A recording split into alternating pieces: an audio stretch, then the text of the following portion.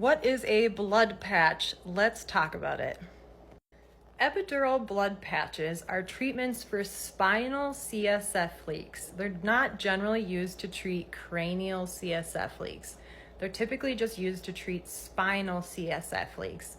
So that is when you have a leak of cerebrospinal fluid in your spine. Did I just say that? Yeah, cerebrospinal fluid in your spine.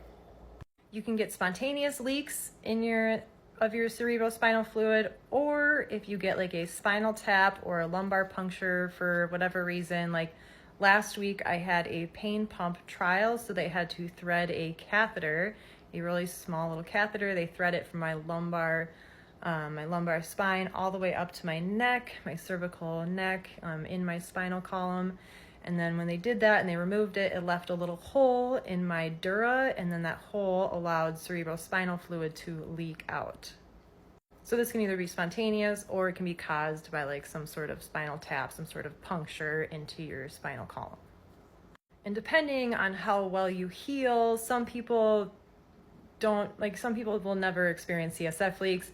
But if you have a condition like Ehlers-Danlos syndrome or connective tissue disorder and you have delayed wound healing like myself, you may be more prone to CSF leaks. I heal very slowly.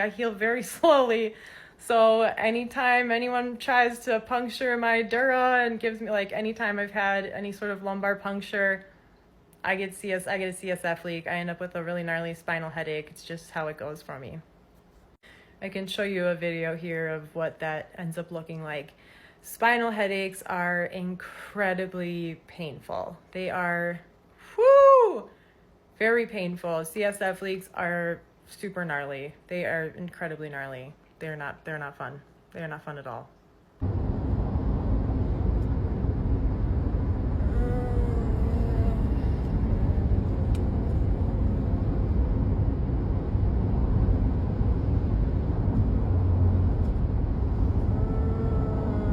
So like I said, your cerebrospinal fluid, what happens is it leaks out of your spinal column. And when that happens, your brain is normally floating in that cerebrospinal fluid. And when that leaks out of like a puncture in your spine, wherever that may be, mine was all the way in my lumbar spine, like all the way in my lower back.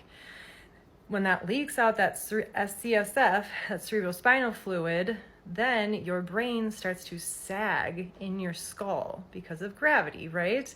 And that sagging, then it starts to sag into your spinal column and in your skull. It's really painful. Like you can feel your brain like ripping from your skull. It's horrible. Like it is horrible. It's a horrible feeling. It's not a good feeling.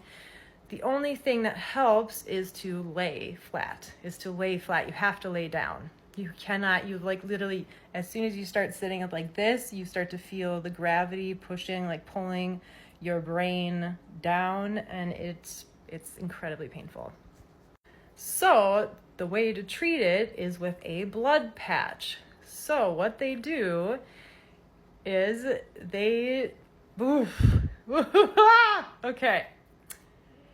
So essentially they inject your blood, a huge, like 20 milliliters to 50 milliliters of your blood into your spinal column, epidural. They don't do it into the dura, they do it outside of the dura.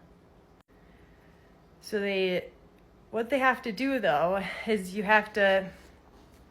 I'll sit up and I'll show you. So you sit up and you like lay on a table like this, and you have to like pop your lower spine out at your anesthesiologist. And then the anesthesiologist first will put like lidocaine into your spine to kind of numb your spine. And that's the part that really hurts, because they're like sticking needles in your spine and it feels like hell. And then they stick an epidural needle, basically like a little catheter thing, into the epidural space, so that they can then put the blood into your epidural space of your spine. And so you feel this like really all this pressure, right? Then they come around and they grab your arm and they take like 50 cc's, 20 cc's, a huge syringe full of your blood. they draw out a bunch of your blood, they go back to your spine, and then they inject that blood straight into your epidural space of your spine. And what happens is that blood then does two things for you. So when you lose all that cerebral spinal fluid, obviously that volume lost, now it has your brain sagging. So when they put all that blood in, it helps push your brain back up, which is like instantly relieving. Like as soon as they put the blood into your spine, the spinal headache, and I mean, it feels like instantly it feels better. As soon as they start putting it in, like you feel better, because it displaces that volume that has been lost by all that cerebrospinal fluid. So that's the first thing it does. The second thing it does is that blood then helps to create a scab on the hole, wherever the hole or holes are on your dura of your spine, your spinal column. It creates like a scab to help heal the holes on your spinal column. And again, that can take a while to heal. It doesn't always work right away. Some people have to go back several times. You know, you have to be really careful. You can't be like, you know, like, so even now, like today, I'm still trying to like lay flat. If I have to take it easy for still like another few days, trying to lay flat for probably 72 hours, honestly, because I take so long to heal. But those are the two things that the blood patch does, is it helps displace the volume that has been lost by that CSF fluid that has like left your brain space and your spinal column. So the blood takes up all that space, but then it also helps to patch up any holes on your dura and create like little scabs with the blood. I've done 2 blood patches in my life. I did one a year ago and then this one just yesterday, just last night. And I anticipate I'll be doing a third one when I get my pain pump permanently implanted in my body August 11th, or hopefully sooner, whenever that will be, because I'm assuming I'm going to get another CSF leak when they actually implant my pain pump, unfortunately. I'm just suspecting that will happen because, again, it takes my body a long time to heal, and when they create another hole in my dura, I'm not gonna heal right away. So I'm gonna be leaking out cerebrospinal fluid, so I'm gonna end up with another spinal headache, and it's gonna be really gnarly and painful. But I hope this helps. So a blood patch it's a treatment for CSF leaks, spinal CSF leaks. It's typically not used to treat cranial CSF leaks, because you can get CSF leaks in your head too. You don't only get them on your spinal column. You can get them in your head too, in your cranial space as well. You can see them, they can get like CSF leaks. You can get them out their nose. People get it out their ears. I think even out your eyes you can get CSF fluid leaking.